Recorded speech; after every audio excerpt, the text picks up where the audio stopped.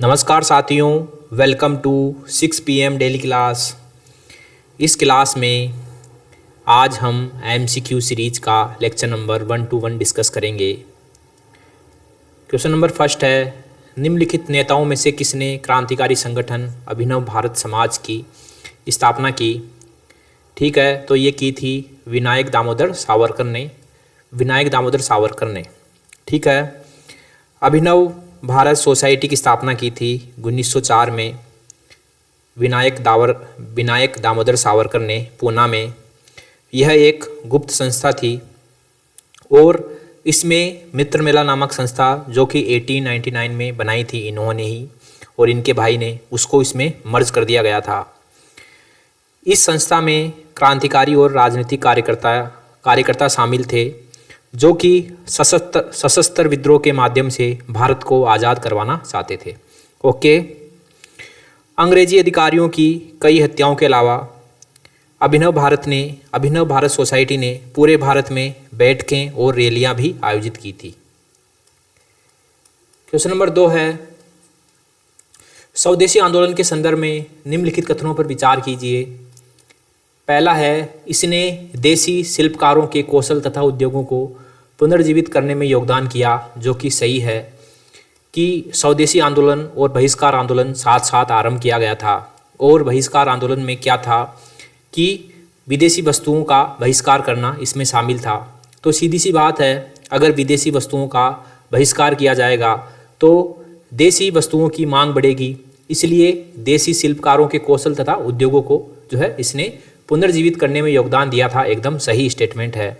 दूसरा है, स्वदेशी आंदोलन के एक अवयव के रूप में राष्ट्रीय शिक्षा परिषद की स्थापना हुई थी। ये भी सही स्टेटमेंट है। कैसे कि 22 अक्टूबर 1905 को कार्लाइल सर्कुलर लाया गया सरकार के द्वारा, और इसमें क्या था,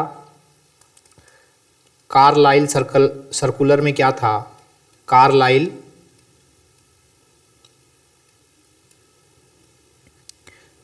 सर्कुलर, इसमें क्या था कि सरकार ने ये सर्कुलर जारी किया था कि जिस भी स्कूल और कॉलेज के विद्यार्थी स्वदेशी आंदोलन में शामिल होंगे तो उस स्कूल और कॉलेज की सरकारी सहायता बंद कर दी जाएगी। इसी सर्कुलर के विरोध में 16 नवंबर 1905 को कलकत्ता में एक विशाल सम्मेलन आयोजित हुआ और इसमें उस समय बड़े बड़े नेता आए, जैसे कि सुरेंद्र नाथ बनर्जी, विपिन चंद्र पाल और रविंद्रनाथ टैगोर। इसी सम्मेलन में एक फैसला लिया गया राष्ट्रीय शिक्षा परिषद की स्थापना का। ओके, इस राष्ट्रीय शिक्षा परिषद का उद्देश्य था राष्ट्रीय जीवन धारा से जुड़ी साहित्यिक, वैज्ञानिक और तकनीकी शिक्षा देना।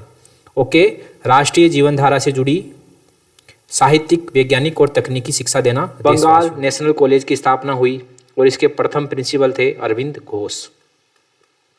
क्वेश्चन नंबर 3 है, गांधी इरविन समझौते में निम्नलिखित में से क्या सम्मिलित थे? तो पहला स्टेटमेंट है, राउंड टेबल कॉन्फ्रेंस में भाग लेने के लिए कांग्रेस को आमंत्रित करना। एकदम सही है। दूसरा है, असहयोग आंदोलन के संबंध में जारी किए गए अध्यादेशों को वापस लेना। ये भी सही है।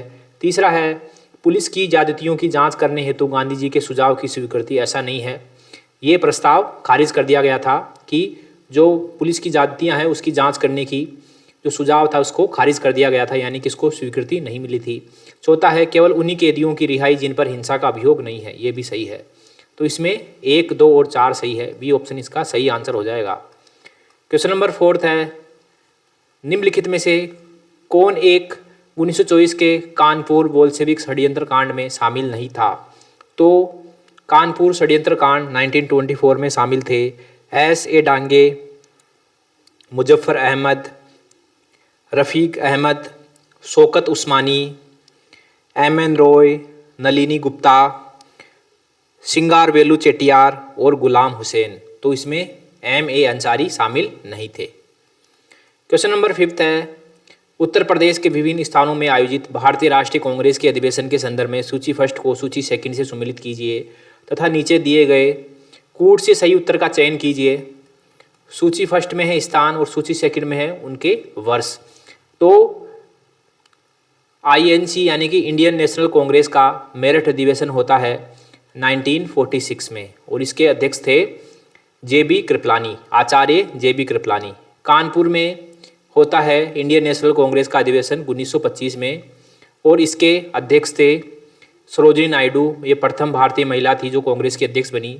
लखनऊ में होता है 1916 में, और इसके अध्यक्ष थे अंबिका चरण मजूमदार। और बनारस में होता है 1905 में, और इसके अध्यक्ष थे गोपाल कृष्ण गोखले। क्वेश्चन नंबर 6 है, निम्नलिखित में से किसने कभी भी भारतीय राष्ट्रीय कांग्रेस के किसी भी अधिवेशन की अध्यक्षता नहीं की?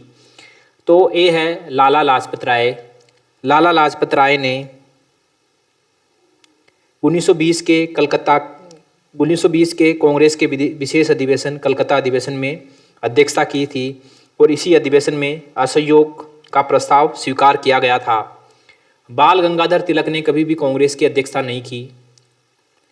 गोपाल कृष्ण गोखले ने 1905 में कांग्रेस के बनारस अधिवेशन की अध्यक्षता की थी, और सुभाष चंद्र बोस ने 1938 और 1939 में क्रमशः हरिपुरा और त्रिपुरी अधिवेशन कांग्रेस के, उसमें सुभाष चंद्र बोस ने अध्यक्षता की थी। यानी कि 1938 का हरिपुरा अधिवेशन और 1939 का त्रिपुरी अधिवेशन, इन दोनों में कांग्रेस के अध्यक्ष सुभाष चंद्र बोस थे। तो कौन बच गया? बाल गंगाधर तिलक ने कभी भी कांग्रेस की अध्यक्षता नहीं की।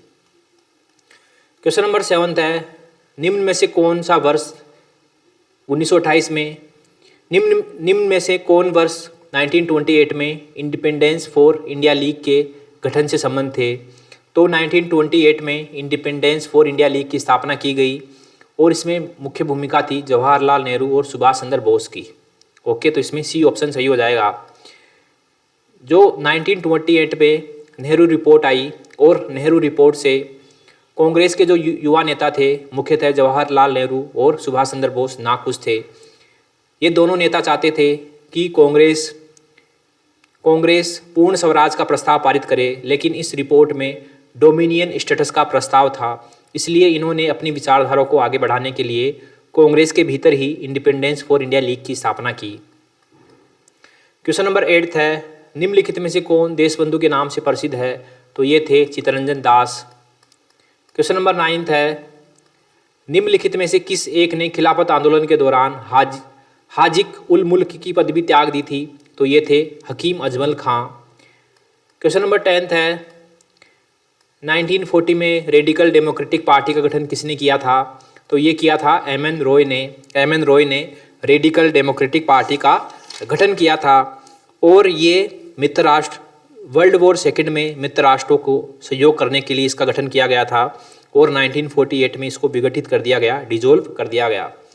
ओके साथियों, तो MCQ सीरीज के लेक्चर नंबर 1 to 1 में आज इतना ही। मिलते हैं अगले लेक्चर में, तब तक के लिए थैंक यू वेरी मच।